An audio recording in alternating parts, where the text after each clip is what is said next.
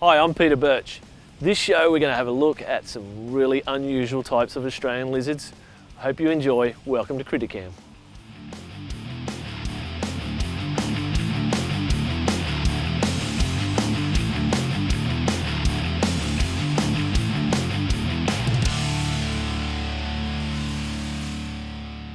This beautiful little monitor's scientific name is the Varanus acanthourus, or better known as the spiny-tailed monitor, because it's got these big, rigid, thickened scales here on its tail, and also its very common name, and very well known here in Australia, is the Aki. These are a small to medium critter. They grow to about 60 to 70 centimetres, and this beautiful little fella here isn't far off that. I mean, look at this guy. Such an adept, easy to handle little critter. And I mean, travelling the world, I've got to see these guys in other countries, and they're still the same. Just a beautiful temperament, a brightly coloured animal. They've got these big ocelots on the back. They range from the Queensland, eastern part of Queensland, through the Northern Territory, over to Western Australia. And as they go through that transition, through that area, they get darker and redder in colour, just like this beautiful Western Australian animal right here. They're an egg-laying species, typically associated with rock outcrops because they've got these long, sharp claws. They can get into those tight areas and wedge their body right in there, and that spiny tail makes it really difficult to remove them backwards, giving them the advantage of hiding into these deep crevices. In these beautiful areas, they like to eat a variety of things, including insects, small lizards and geckos. Unfortunate for those guys, but these guys are really good at capturing their food and eating them. They're an egg-laying species. And I mean, who could not fall in love with this beautiful critter? Can you imagine having a baby?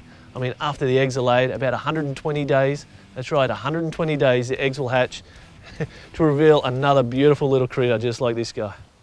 This beautiful skink here is one of Australia's most overlooked skinks. I mean, it's an absolutely beautiful creature. I mean, it is so closely related to the blue tongue and even some of the she-oak skinks here in Australia. And I mean, that's a little bit difficult for some of these people overseas. But I mean, it's got so many characteristics that I find that's so closely related to the Solomon Island monkey-tail skinks. I mean, they have a prehensile tail. They're an arboreal species. They've got these long, slender bodies with these long, slender and sharp claws, which they like to climb into the rainforests. They start on the central coast of Australia and they head up all up the east coast, right up into the Cairns region. And I mean, they're an absolutely magnificent creature, feeding exclusively on snails and slugs. They'll also eat a bit of rotting plant matter, which is a little bit weird. They're also live-bearing species, just like most of the other skinks here in Australia that I spoke about, being the blue tongues, the she-oaks, and also the monkey-tailed skinks. These guys do have relatively large numbers of babies compared to their size, which is kind of really amazing. They have this big, broad, pink tongue, like their really descriptive name is. I mean, it is just an absolutely amazing animal. And what I find really cool is that they come in these banded varieties here, which you usually find down in the southern areas. But in a specific area in far north Queensland, you can find this unbanded variety. And I mean, that there is an absolutely gorgeous creature. And when you put them side by side, they definitely stand out. I mean, who wouldn't like an arboreal skink? These guys are kind of cool. Is it a snake or is it a lizard? Well, the truth of the matter is it's got a broad fleshy tongue, it's got eyelids and ears. And that's right, if you've come to that conclusion, we're talking about a lizard. This is an eastern hooded scaly foot lizard. One of Australia's very unique and weird looking little critters. I mean, to think that this animal's a third of its body, which is about there, is actually body, and the other 2/3 is all tail. That's all fat storage. These beautiful little critters inhabit the eastern area of Australia, across the bottom there. They like to eat invertebrates. They also do dine on the occasional skink, and have been known to go down into the burrows of spiders and eat those guys too. So if you do see them, they're out there doing something really cool in the garden. They're an egg-laying species, unlike some of Australia's live-bearing species. These things will grow up to 60 to 80 centimetres, depending on the species, which is quite a substantial size skink in any book. And I mean, you can understand why most people get a little bit intimidated or afraid or think it's a snake. But I mean, all you got to do is pay attention to the details and look at this beautiful little guy. I mean, it's a beautiful lizard. Sometimes mimicking a snake, sitting up, rearing up like that. I'll even flare the neck a little bit just to scare you off. But tell you what, this guy is harmless as, and he's absolutely gorgeous. Look at this beautiful little critter right here. It is the Nephurus wheeleri, or better known as the banded gecko. I mean, look at this guy. he's got these 4 little bands. Now there are 2 little subspecies. There's the Skinks, which has 5 bands, and the Wheelereye that has 4 bands.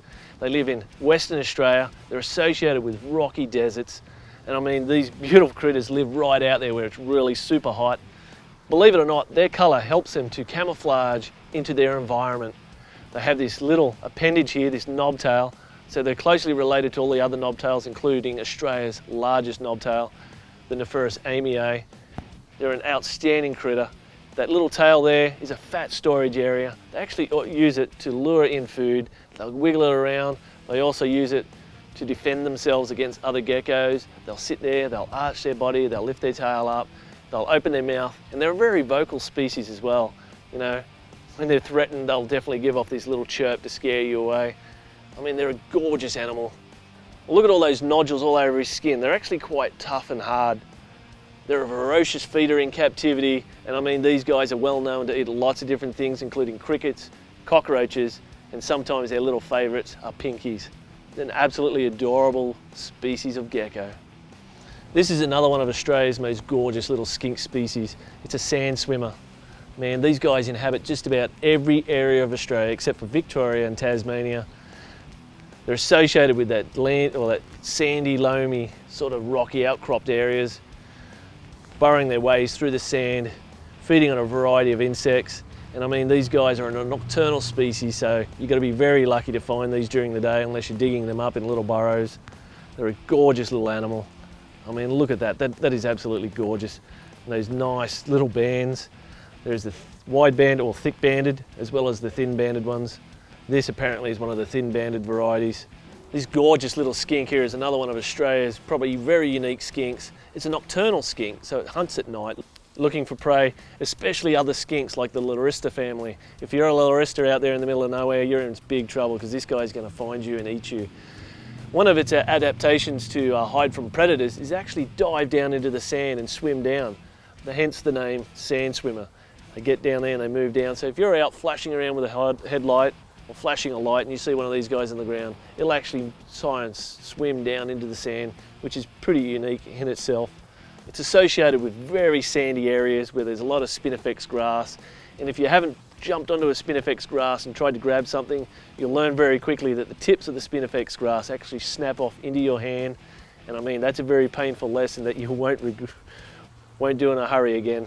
They typically like to eat other lizards in the wild. They'll actually burst from the ground, coming out of the sand, and grab hold of their prey. That's got to be awfully scary for the other lizards cruising around at night trying to look for a quick easy meal, watching out for these beautiful little critters. They will eat a variety of insects in captivity, which makes them really easy to keep. And I mean, with these colours and that patterning, why wouldn't you keep this beautiful creature? I hope you enjoyed this week's show with some really cool looking Australian lizards. I mean, which one was your favourite? For me, I reckon the sand swimmers were pretty cool. Look at the colours and the pattern and that unique ability to catch food. Man, that's pretty awesome. Leave a comment below, hit us up on Facebook and Twitter. And also, we do have our own channel called CrittaCam. Get over, have a look at that, subscribe, see some other footage that you haven't seen before here on Animal Bites. Until next week, thanks for watching CrittaCam.